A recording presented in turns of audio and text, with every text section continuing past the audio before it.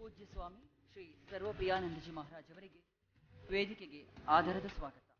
ಶ್ರೀ ರಾಮಕೃಷ್ಣ ಸಂಸ್ಥೆಯ ಸನ್ಯಾಸಿಯಾಗಿರುವ ಸ್ವಾಮಿ ಸರ್ವಪ್ರಿಯಾನಂದಜಿ ಮಹಾರಾಜ್ 1994ರಲ್ಲಿ ಡಿಯೋಘರ್ನ ರಾಮಕೃಷ್ಣ ಮಿಷನ್ ವಿದ್ಯಾಪೀಠವನ್ನು ಸೇರಿದರು. ಡಿಯೋಘರ್ ವಿದ್ಯಾಪೀಠದ ಉಪ ಪ್ರಾಂಶುಪಾಲರಾಗಿ, ಬೇಲೂರು ಮಠದ ಶಿಕ್ಷಕರ ತರಬೇತಿ ವಿದ್ಯಾಲಯದ ಪ್ರಾಂಶುಪಾಲರಾಗಿ, ವಿವೇಕಾನಂದ ವಿಶ್ವವಿದ್ಯಾನಿಲಯ ಕೋಲ್ಕತ್ತಾ ಹೌರಾ ಇದರ ಪ್ರಥಮ ಕುಲ ಸಚಿವರಾಗಿ ಸೇವೆ ಸಲ್ಲಿಸಿದವರು. ಪ್ರಸ್ತುತ ಪಶ್ಚಿಮ ಬಂಗಾಳದ ಬೇಲೂರಿನಲ್ಲಿರುವ ಮುಖ್ಯ ಕಚೇರಿಯಲ್ಲಿ ಸಾಧುಗಳ ತರಬೇತಿ ಸಂಸ್ಥೆಯಲ್ಲಿ ಆಚಾರ್ಯರಾಗಿ ಸೇವೆ ಸಲ್ಲಿಸುತ್ತಿದ್ದಾರೆ. ಆಧ್ಯಾತ್ಮಿಕ, ತತ್ವಶಾಸ್ತ್ರ, ನಿರ್ವಹಣಾ ವಿಜ್ಞಾನ, ಮನಃಶಾಸ್ತ್ರ ಹಾಗೂ ಶೈಕ್ಷಣಿಕ ವಿಷಯಗಳಲ್ಲಿ ಹೆಚ್ಚಿನ ಆಸಕ್ತಿ ಹೊಂದಿರುವ ಪೂಜ್ಯ ಸ್ವಾಮಿ ಶ್ರೀ ಸರ್ವಪ್ರಿಯಾನಂದಜಿ ಮಹಾರಾಜ್ ಇಲ್ಲಿ ಉಪಸ್ಥಿತರಿರುವುದು ನಿಜವಾಗಿಯೂ ನಮ್ಮೆಲ್ಲರ ಭಾಗ್ಯ. ಅವರನ್ನು ಆತ್ಮೀಯವಾಗಿ ಮತ್ತೊಮ್ಮೆ ಸ್ವಾಗತಿಸಿ ನಾವೆಲ್ಲ ಅವರ ಚಿತ್ತಶೋಧಕ ಉದ್ಘೋಷಕ ನುಡಿಗಳಿಗೆ ಶ್ರೋತೃಗಳಾಗೋಣ.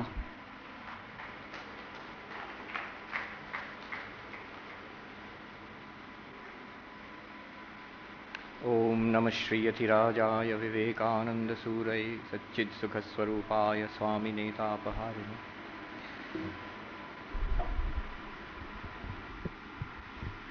Revered monks, brahmacharis, teachers, dignitaries, and my dear teacher trainees, a very good morning and namaskars to all of you.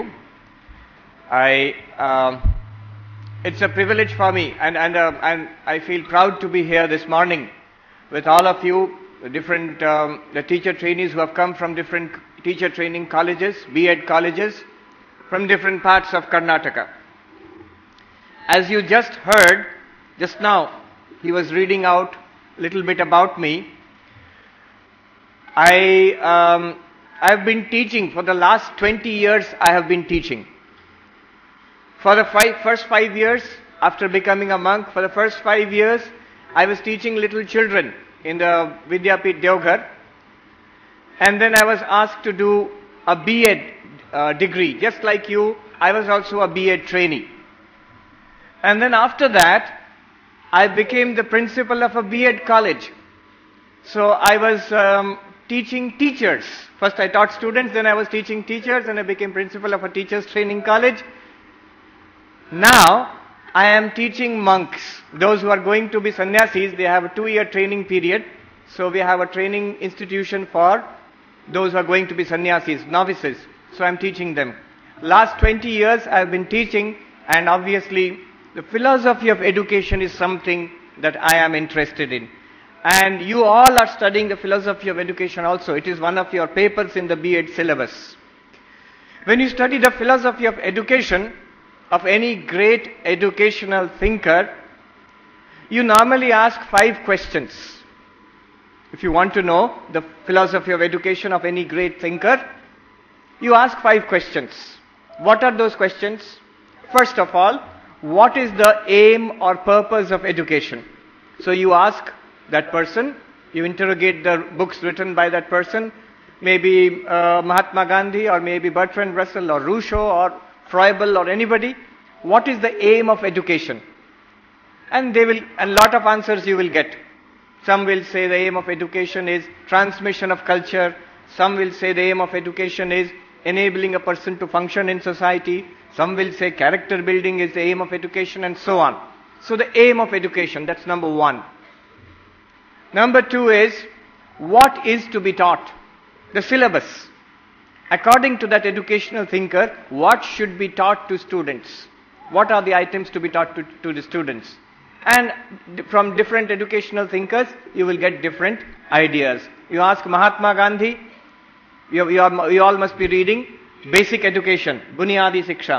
And so there you will find Mahatma Gandhi says that you have to teach the students certain skills based on the local culture, certain skills by which they will learn, at the same time they will earn their livelihood also. If you ask Rabindranath Tagore, what is to be taught? You will find an emphasis on aesthetic development, music and art and so on. Second thing, that is the syllabus, what is to be taught. Third, what is the method of education? If you ask that educational thinker, what special method of education? So Maria Montessori, for example, she gives a special method of education for primary school students. If you ask Froebel, he gives a special method of education. Today, we all know it as, I think you all know very well, the kindergarten education. Kindergarten education, Froebel's, it came from Froebel's theories of education, and so on. So method of education is the third question we ask. What special method of education do we find from this educational thinker? The fourth question we ask is, what is the role of the teacher? According to you, sir or madam, what is the role of the teacher? You ask Mahatma Gandhi or Rabindranath Tagore or Jiddu Krishnamurti or Russell or Rousseau or whatever. What is the role of the teacher? And they will give you different answers. And finally, discipline. What form of discipline should there be in the classroom or in our institutions? Though nowadays this final question of discipline has gone out of fashion. I found in new books on the philosophy of education, this last question is left out. They don't talk about it anymore. Anyhow, today I am going to take up two of these points from Swami Vivekananda's philosophy of education. We are going to ask Swami Vivekananda, what is the goal of education? So one of the answers, he has given a number of answers. One of the answers we will take up. That's one idea we'll get from him. The second idea is, what special method of education does he recommend? And that is the second idea we will take from him. Two ideas. One is training in self-control, he says, is one of the goals of education. So that is the first idea we are going to take up today. And the second idea is concentration of mind. These are two powerful ideas from Swami Vivekananda's philosophy of education, which we will discuss over the next half an hour or so. Right. First of all, the first idea. According to Swami Vivekananda, education may be defined as the training of individuals to will rightly and efficiently. He says the greater is the happiness as this will is more successfully manifest. What he basically means to say is this: we have a certain desire, I want to achieve this goal, and then I find out how to achieve this goal, and I start working towards it. Now the problem starts. You find some people in society, they are able to hold on to that and achieve their goals. But many are there, many students you will find, they drop off earlier, they give up very easily. They start towards some goal, they want it, but within a short while they give up. Very simple example, books. We all start reading many books, but many of us, we do not complete many books. We read halfway and then we give it up. Remember, when we started reading it, we were sure, yes, I want to read this book, I want to finish this book after some time. Many people start, some children, they will start learning certain skills. Some will learn to play the tabla or swimming or something, or singing. And any teacher, say music teacher, he or she will know that initially there may be 50 students in a batch, but they know for sure that after 1 year, it will be 20 students, 30 will drop out. Any difficult thing is there, you will find many are enthusiastic. After some time they give up. They cannot complete it. They do not have the patience to master it. So Swami Vivekananda is saying this willpower, training of individuals to will rightly, the willpower that I want this, in this method I will accomplish it, and whatever the obstacles come, I will overcome those obstacles and realize my goal. This special power, this is one of the goals. To develop this power is one of the goals of education. Few years ago, a very interesting experiment was conducted. A very interesting experiment was conducted in this context in USA, in Stanford University, USA. A famous psychologist in 1960s and 70s, Walter Mischel, he conducted an interesting experiment, and I will show you that experiment here today. It is known as the marshmallow test. What happened was, he took some very little children, 4-year-old children. He took them one by one, and the psychologist offered the child one sweet, a marshmallow. It's an American sweet, a little bit like Mysore pak, a little bit like that. And he offered the child, do you want to take it? Naturally the child said yes. And then the psychologist said, you can eat it now, But if you wait, I am going out, I have got some work. When I come back, if you wait for me, I will give you one more. Do you want to? Naturally, which child will say no? Yes, we want to. Will you wait for me? Don't eat it. If you want, you can eat it. But if you eat it, you will not get the second one. If you don't eat it, if you wait just for a few minutes, I will go out. I have got some work. I will come back. Then, if you have not eaten it, I will give you one more. And the important thing to note is, all the children said, all of them, 100%, they said, sir, we will wait for you. Yes, we will wait for you. And the psychologist left the room. Video recordings are there, you can see, you will see now. It's very interesting and very funny also. So the children are waiting. And some of them were able to wait. See, for a 4-year-old child to wait for 10 minutes also, it's a very long time. Small child. You'll see some of the children, they are looking at the door. When will sir come back? Some are looking at the sweet like this. So some of them managed to wait. They waited somehow. And the teacher came back, the psychologist came back and said, oh, you have waited, I will give you one more. And gave one more sweet. Some of them, though they had said we will wait, they could not wait. They waited for some time, 2 minutes, 3 minutes, then it was too much. It is in front. So they ate it up. And they did not get the second sweet. But the interesting thing is, what happened afterwards? Without telling them anything, the psychologist made a division between the two groups. On pen and paper, they maintained records. Two groups, those who were able to wait, those who were not able to wait. 14 years later, when these children were 18 years old, about to go to college, PUC stage, the psychologist went back to those children again. He talked to the children, he talked to their friends, he saw their school records from class 1 onwards up to higher secondary level. And he talked to the parents, he talked to the teachers. And he found a remarkable difference. A remarkable difference. On the average, those children who were able to wait, who did not eat the second one, they said we will wait, and they actually waited. They controlled themselves. Those children had on the average more than 200% better academic scores. Those children who were able to wait, they had on the average, they were better in sports, they were better in music, they were better in, as class monitor, teachers trusted them, friends also trusted them, that these people are dependable, what they say they will do. Those who were unable to wait, they were seen as by others, by parents, by teachers, by friends, as impulsive. And they will decide one thing now, do another thing, take up one thing, drop it, take up another thing, drop it, this way. So, one thing they found was, there is a very great difference in life, in studies, in school, in college, which is made by the ability of self-control. We can all understand why it is so. Homework is given to a child. You all know as teachers. Homework is given to a child, some will do it, some will not do it. Some have that kind of work ethic, small children. I will finish this homework, then I will watch TV or cartoon or go to play. And another child, doing the work, suddenly maybe friend will call, will you come for a movie or we'll go out for a walk? And the child will think that, alright, I will come back in the night and I will finish the study. I will go out for a walk. Comes back in the night, oh, too tired today. Tomorrow in the morning I will get up and do it. And so on it goes. We have all done it also. When we were children, you remember before examination we used to make a study schedule, timetable.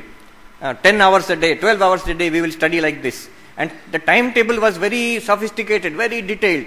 After finishing the timetable we will be tired. Such a big timetable we have made. How about following it? Very few will follow it.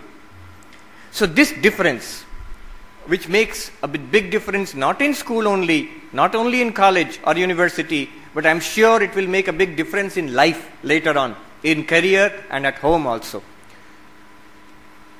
So Walter Mischel, he conducted this experiment, and with the videos we will see is that same experiment was repeated in 2008 by Philip Zimbardo.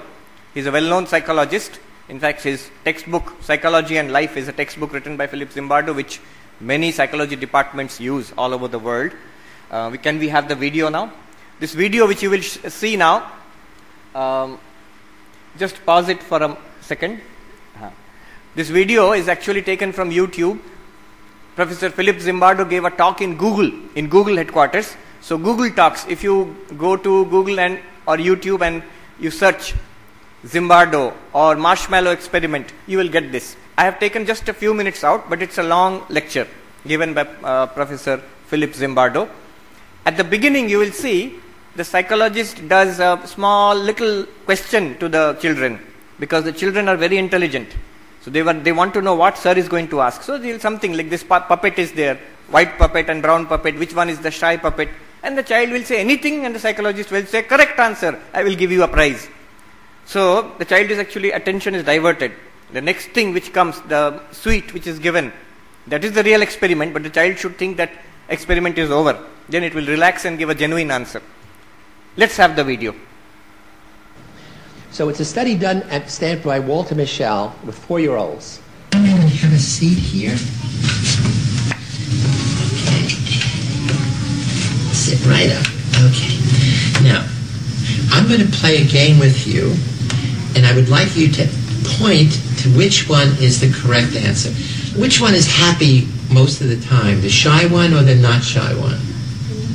Not shy one, correct. Which one has a brown nose? The shy puppet or the not shy puppet? The not shy puppet. Point there. Thank you. I'll stop that. Which one is happy most of the time? The shy one or the not shy one? Probably that. Thank you. That's wonderful. I want to give you a prize for having done so well. Do you like marshmallows? You do? Well, here's a marshmallow for you.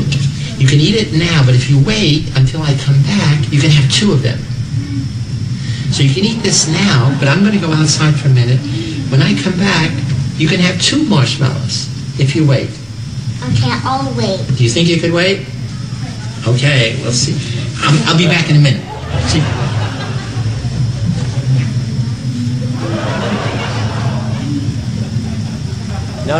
Notice the body language is wonderful.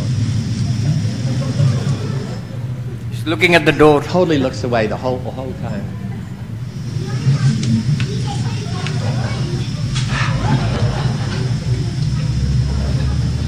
Too hot.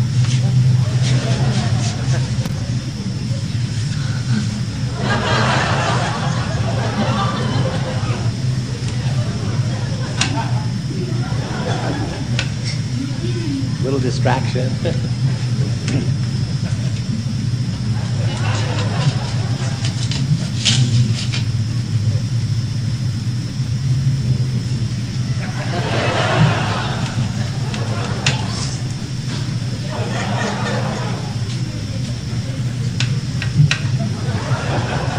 Hello. You waited. You waited for me. Okay, so now you know what's going to happen. You're going to get a double treat. So she gets a second marshmallow. I'm going to give you 2 of these lovely marshmallows. You want to eat them now or save them for later? I'm going to eat them now. Okay. Well, go ahead. A little sticky. I've had marshmallows before. So some just ate it. Others just ate it. Right. You got it right. So I'm going to give you a prize. I'm going to give you a treat.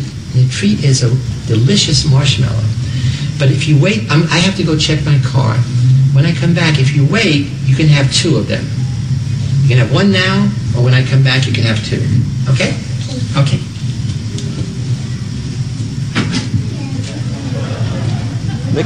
Licking your lips.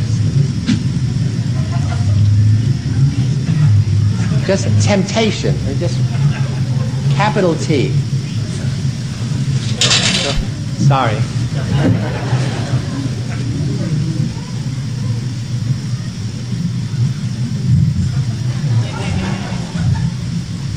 Hello, my dear. You ate the marshmallow. Was it delicious? Do you like marshmallows? No, this kid is wonderful. You don't like marshmallows? So this boy is very interesting. He's asking, do you like marshmallows? He said no. Then luckily the experimenter had some chocolate. You like chocolate? Yes. You want 2 pieces of chocolate? Yes. Then here is 1. If you eat it now, you will not get the second one. But if you wait for me, I'm going out, You will wait for me? Yes, I will wait. He's saying I will wait, but his hand is going towards the chocolate. And the experimenter explained it to him 4 times. Will you wait? Then I will get a second. You will get a second one. If you don't wait, you will get only this one. Yeah, I'll wait. And even before the psychologist has left the room, he finishes off the chocolate. Not only that, when the psychologist comes back, he says, I waited for you, give me one more. Start. Look at that face. Do you like chocolate? Yeah. Okay, well, I love the chocolate. treat you have won is a chocolate, but, if you wait till I come back, you could get 2. You could eat this now. I have to go check my car. And when I come back, if you wait, I'll give you 2 of them. Okay. So you can eat it now, but if you wait till I come back, you have 2. Okay? Do you think you could wait? Okay. So I will be back in a few minutes. So you can eat it now, 4 times. but if you wait, you 4 can times. have 2 of them. Okay, I'll be back soon. I'm not out of the door. Says, I'm not even out of the door. He finished it off.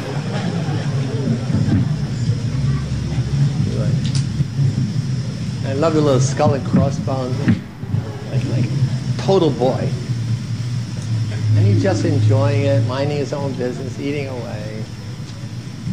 Hello, I'm back. Now listen carefully. Good. I waited. No, you ate it. I waited. You ate the chocolate.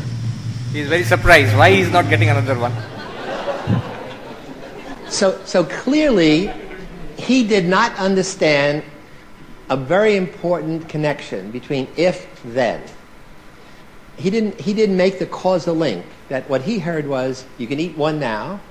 If you wait, you can have 2. So he said, I waited. I didn't leave the room. So he ate 1 in a humorous way.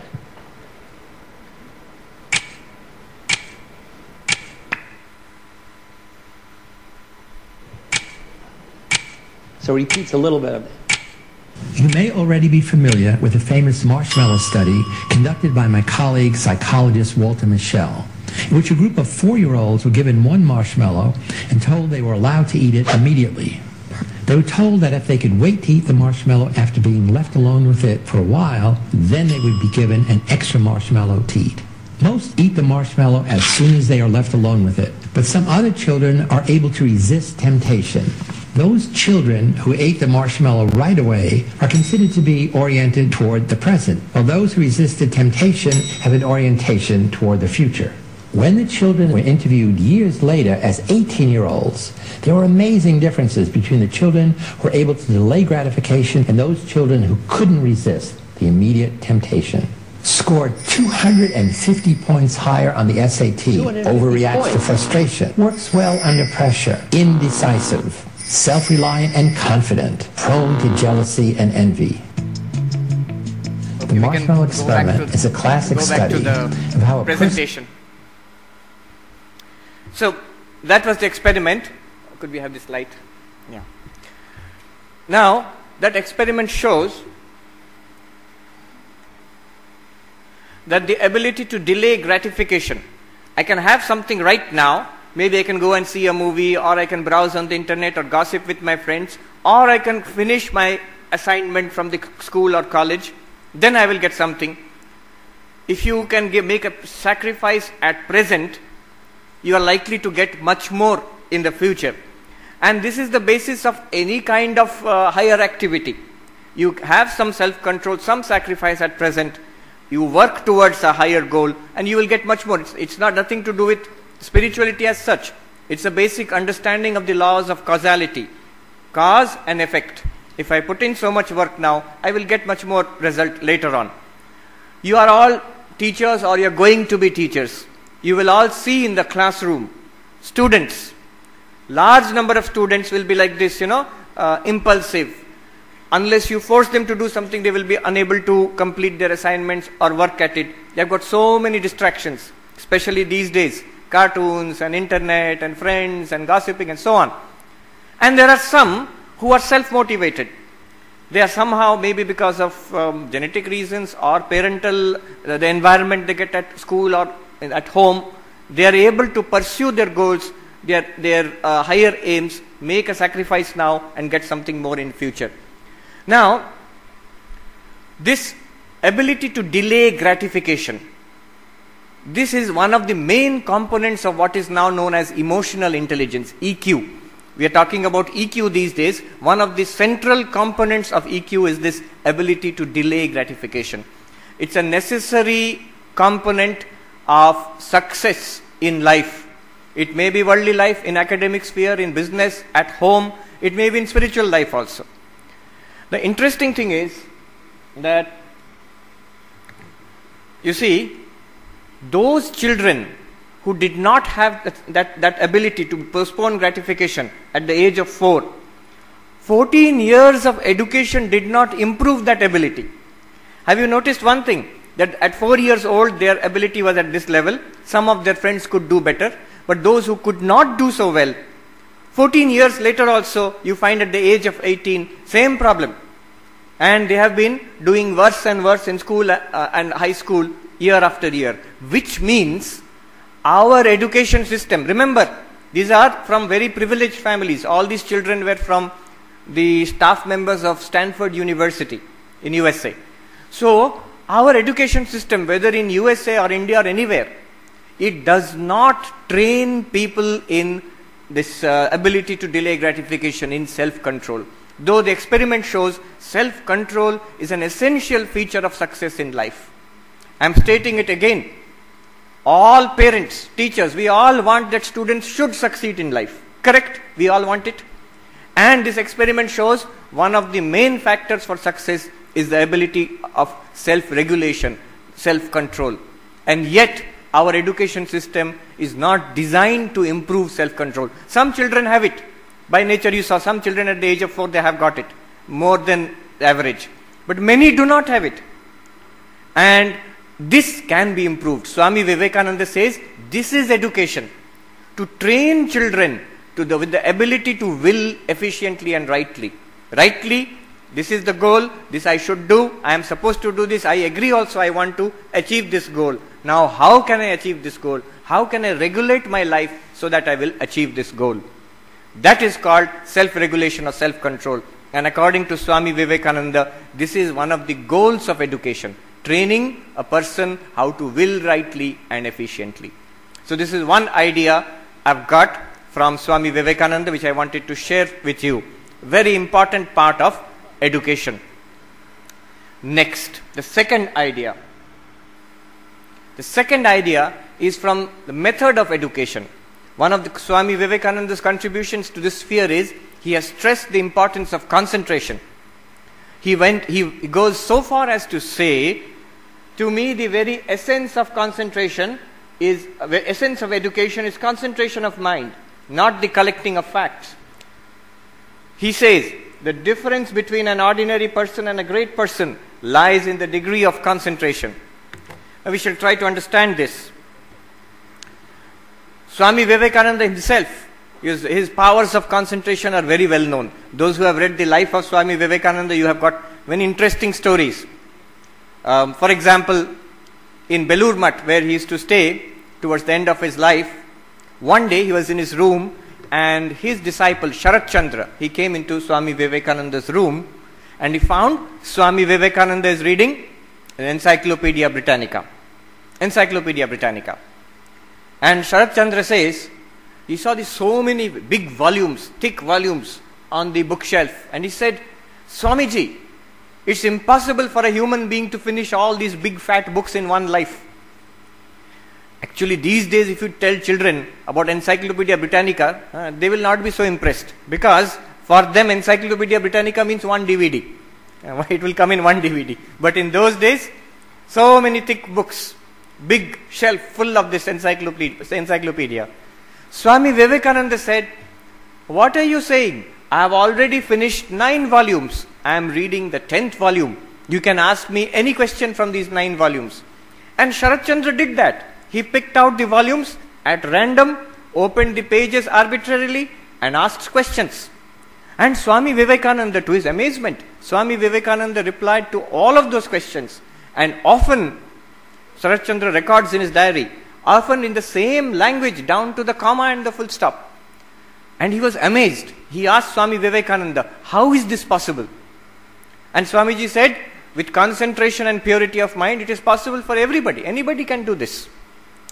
When I say this, when I tell students, they do like this and say, Swamiji, it is possible for Vivekananda, but our condition is very bad. When I open a book, I look at a book, many students say this, I open a book, I look at this book, half an hour I'm looking at the same page, my mind has gone all over the world. But if somebody asks, what did you read in this page? I don't know. What is there? I don't know. Can we have that power of concentration? Even today it is possible. Even today it is possible. I'll discuss some ideas which Swami Vivekananda has given over the next few minutes. You know, when Swami Vivekananda says the difference between an ordinary person and a great person lies in the degree of concentration, at first I was not convinced.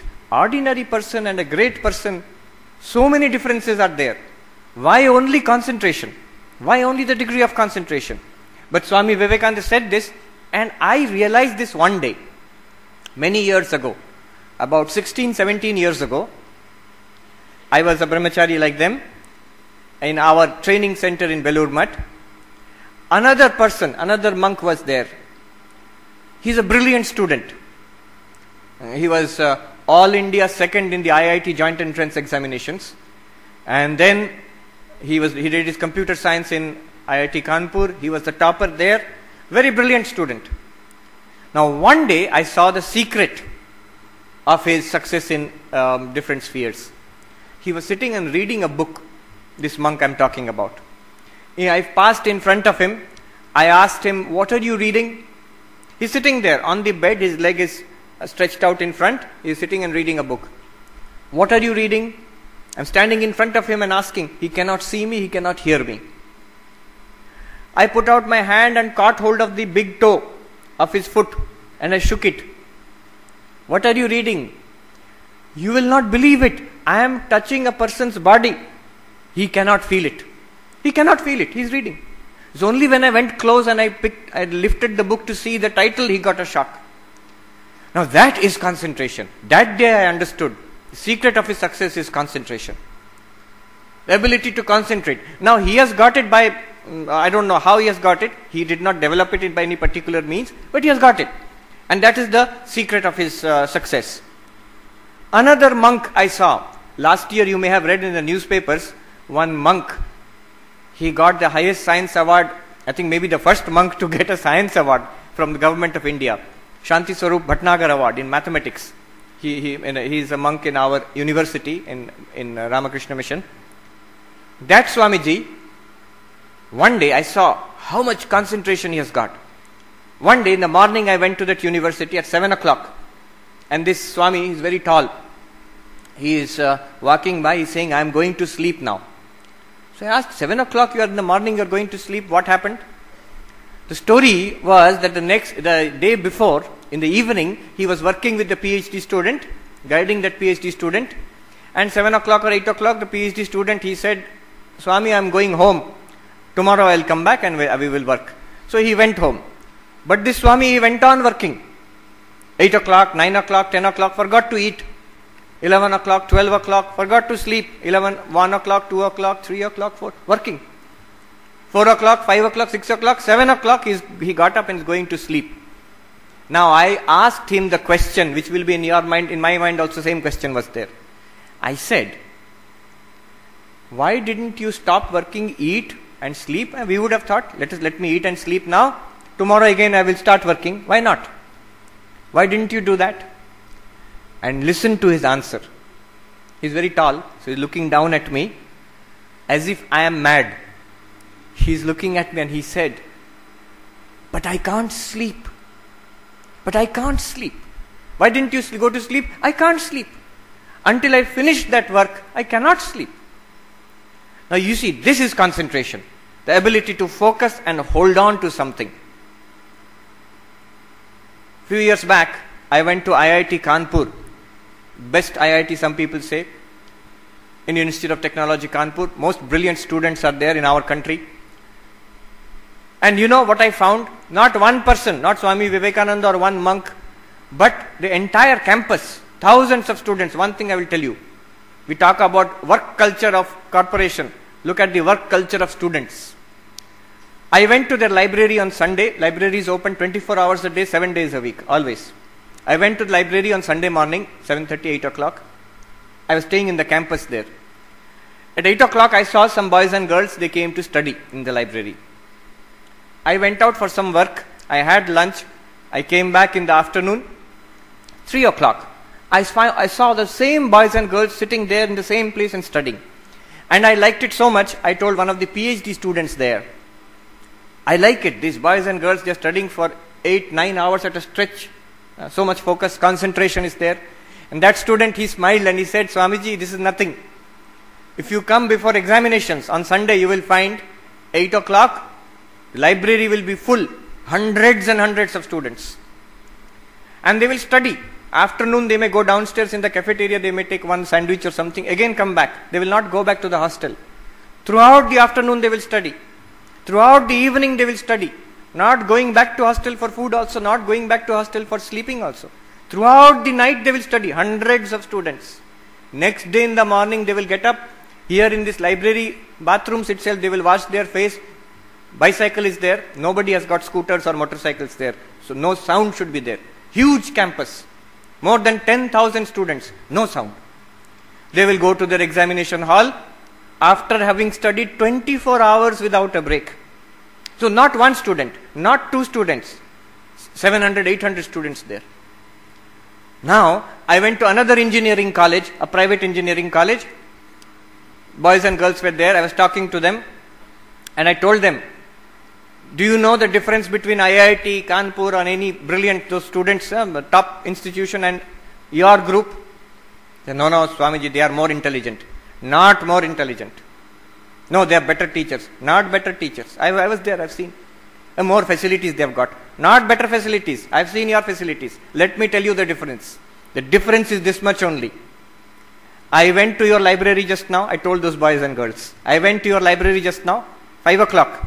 Only 2 girls were there taking some books. Then I went to your computer room, full of latest computers, shining equipment, empty. Nobody is there. I asked the teacher in charge, do you not allow the students after class hours to use the computers? The teacher said, yes, we allow them. But where are the students?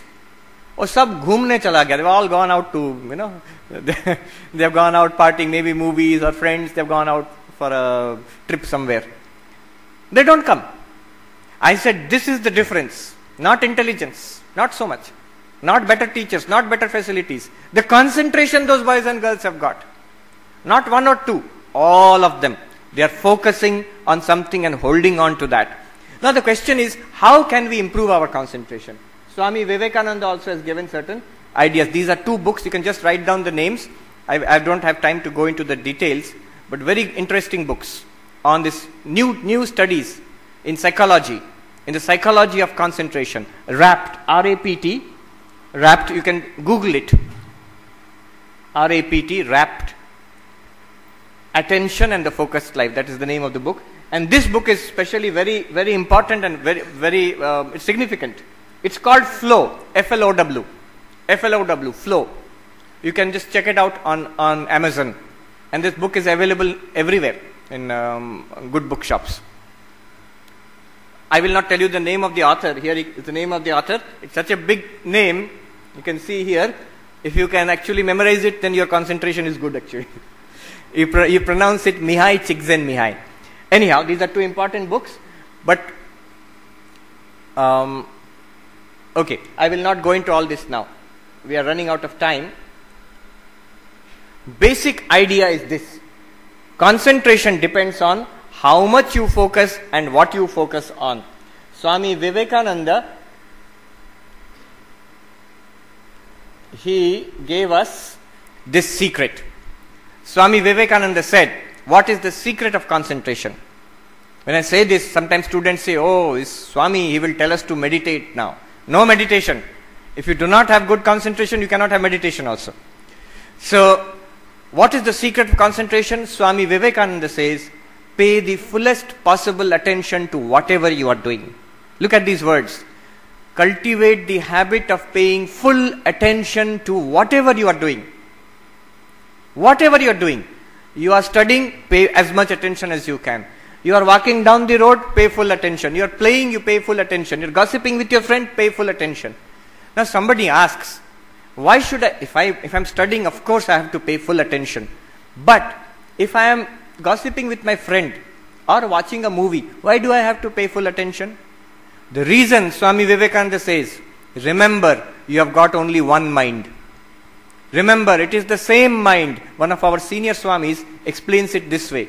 He was telling a group of boys, your father shaves with a blade. Yes. Now if you take that shaving blade and you sharpen your pencil with it, if you sharpen the pencil with it, with that blade, will your father be able to shave? The boy said no.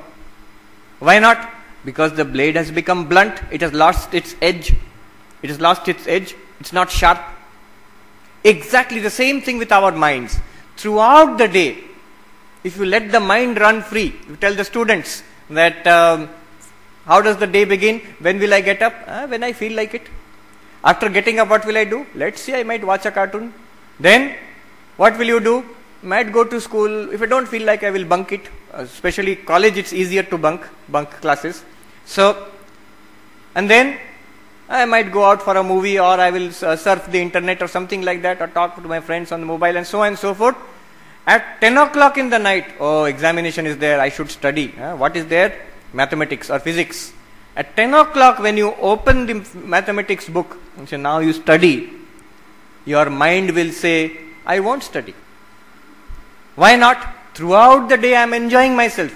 Now I did whatever I wanted to do. Now you are asking me to study this boring book.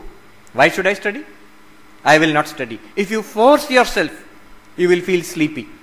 So what will that boy or girl do? Oh, today I am tired. I'll wake up early in the morning tomorrow and study. And next in the morning, same story. Oh, very cold. Let me sleep for half an hour more.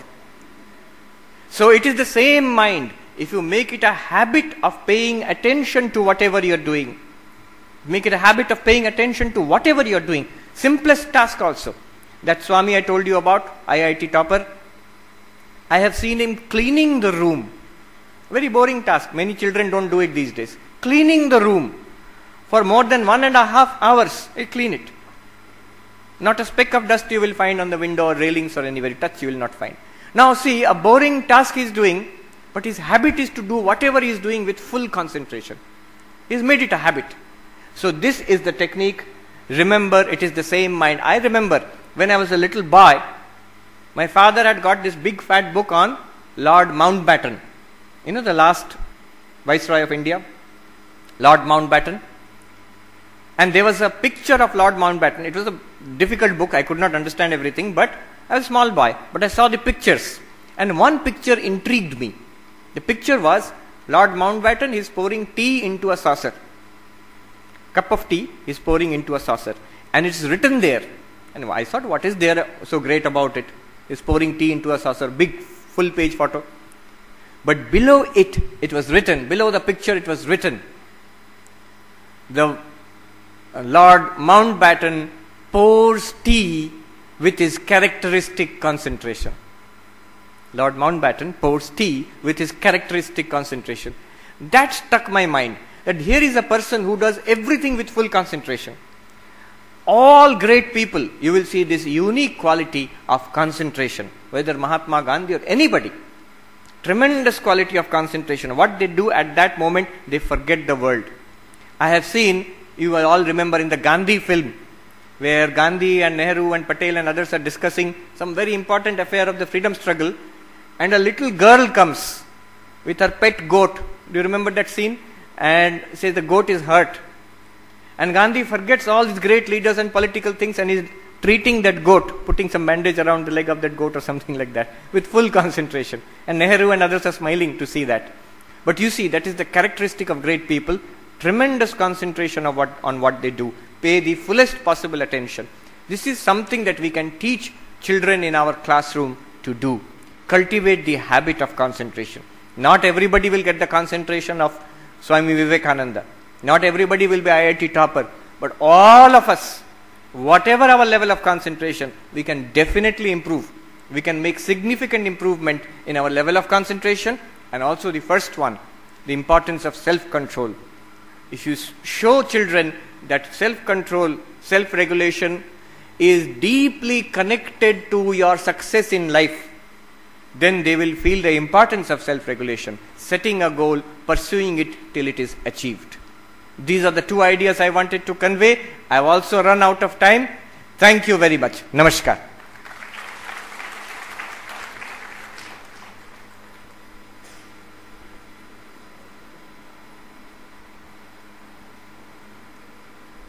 Do we have time for one question? I think we can take one question. Anybody has a question regarding concentration, self-control, anything? Nobody? See, two kinds. Yes, here's a question. Please, there's a mic going to you. Please tell us your name and which B.Ed college you are from, and then ask your question. Sir, good morning everybody. It's a very nice presentation by Swamiji. And I have a doubt on... just tell me your name and your B.Ed college. Yeah, my name is Noor Muhammad. Yes. Amrita B.Ed College, Mangalore, Padil, yes. Mangalore.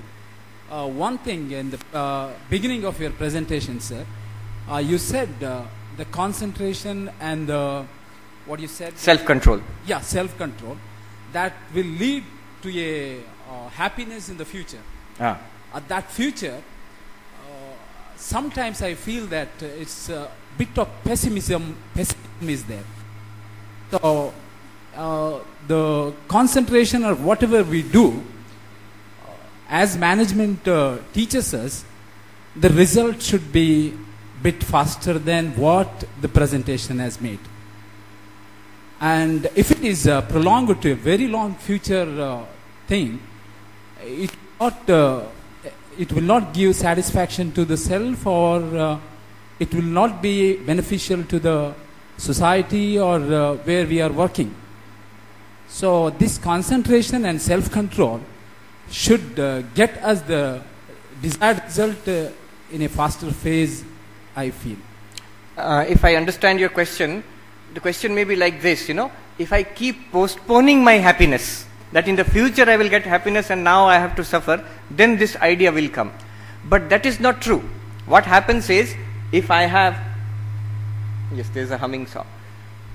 This, he says, Swami Vivekananda says, if you look at the slide,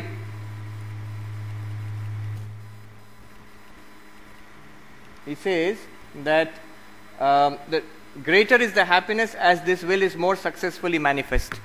This very ability that I can control my thoughts, I can control my activities, behavior and speech, this gives happiness. Result will come now a little later. But there is this very power over my life that I can control it. That gives happiness. You see all those little children, very interesting, all of them wanted 2 marshmallows. Some of them got it. The other ones, they wanted 2. They could have got 2, but somehow in the process, it slipped out of their control. And you can be sure, afterwards they must have regretted it. If only I had waited a little more, I would have got 2. That's a very, very innocent, childlike thing. But in our lives also, same thing happens. Many students, you see, who drop out of courses, with great difficulty they may get admission in management or B.Ed or engineering, and unable to complete. Unable to keep up with the requirements, academic requirements, because of their lifestyle. Afterwards they are unhappy. If only I had controlled my life at that stage, I could have got what I wanted. But yes, the result should not be something in the very far future. The result, actually there is in Gita there is a saying, Swalpam apyasya dharmasya trayate mahato bhayat. A little bit of practice of this also gives immediate results. You feel better. Thank you very much.